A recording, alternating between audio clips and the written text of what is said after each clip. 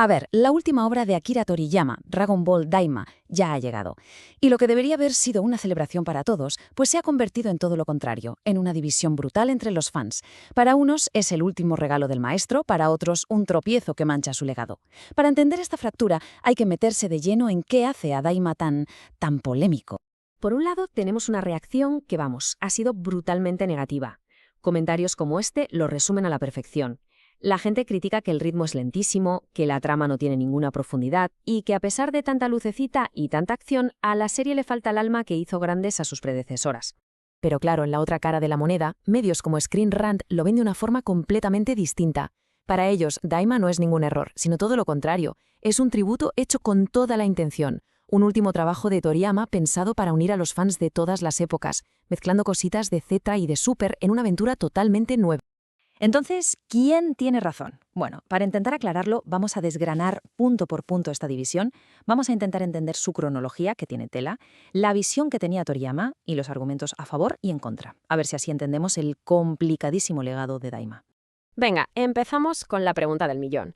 Normalmente, la obra final de una leyenda como Toriyama sería motivo de fiesta, pero con Daima lo que tenemos es un debate que arde en redes, y la razón principal, al final, son las expectativas. Eran tan enormes y cada fan tenía una idea tan clara de cómo debía ser el adiós del maestro que el choque ha sido inevitable.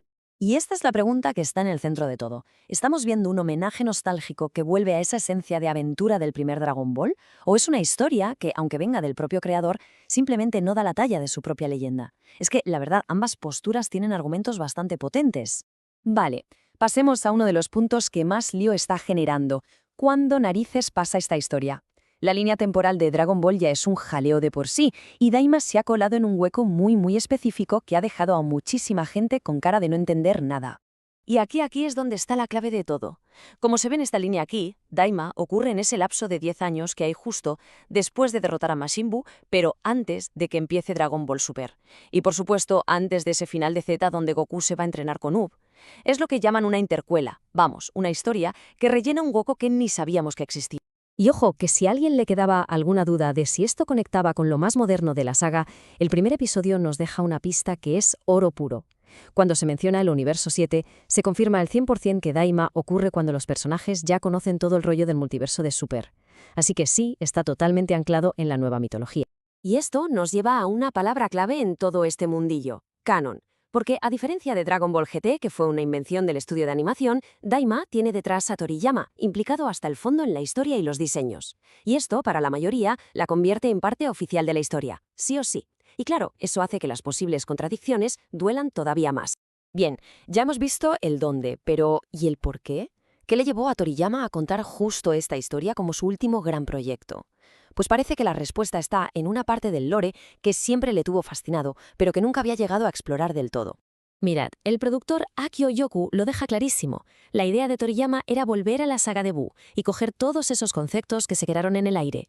El reino demoníaco, de dónde sale Dabra, la mitología de los Kaioshin. Quería, por así decirlo, atar cabos y explorar esos rincones de su propio universo que se habían quedado a oscuras. Venga, ahora que tenemos todo el contexto, vamos a meternos de lleno en la polémica. Empecemos por lo bueno, por las cosas que los defensores de Daima están poniendo por las nubes.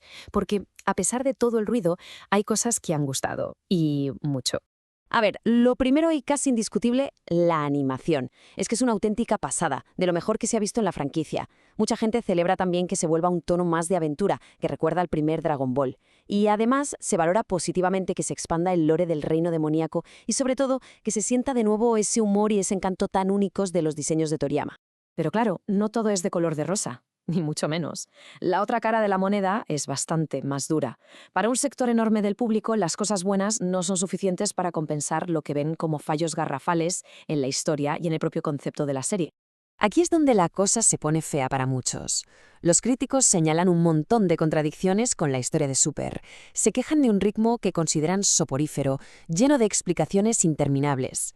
Pero la crítica más salvaje va directa a la premisa, lo de convertir a todos en niños. Muchos lo ven como un truco barato que no aporta absolutamente nada a la trama. Y claro, esta crítica lleva de cabeza a la comparación con la tan odiada Dragon Ball GT.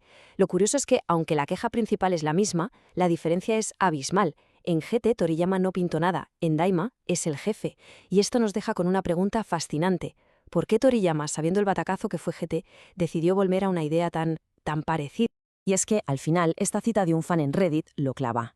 Resume a la perfección ese sentimiento de decepción. La sensación de que, vale, la animación es espectacular, pero a las peleas les falta el peso, la tensión, esa crudeza emocional que hizo de Dragon Ball Z un fenómeno mundial. Es todo forma, pero muy poco fondo. Y con todo esto sobre la mesa llegamos al final. ¿Qué hacemos con Dragon Ball Daima? ¿Cómo hay que recordarla? Su legado, desde luego, va a ser uno de los más discutidos y debatidos de toda la historia de la franquicia.